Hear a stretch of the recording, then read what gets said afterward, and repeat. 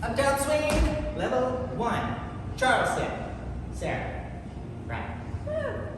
We went and reviewed the little entrance into hand-to-hand from takeaways last week. And so check the video, check last week's recap for that. And then we went from hand-to-hand back into takeaways. It looks like, I think it's kick. When we were left to left, we just kick and a rock step. Kick, hey, kick, hey, kick, hey. We remember, close it on up. And then we did a bunch of repetition, and you looked really good. You asked a lot of questions. And then at the end, we had some extra time, so we were like, followers, what if we tried the leader's thing from last week as a little variation? And if we were in, let's just show it in hand, hey, across, kick, kick, hey, out, round step, kick, whoop, hey, and whoop, hop, hey, wee.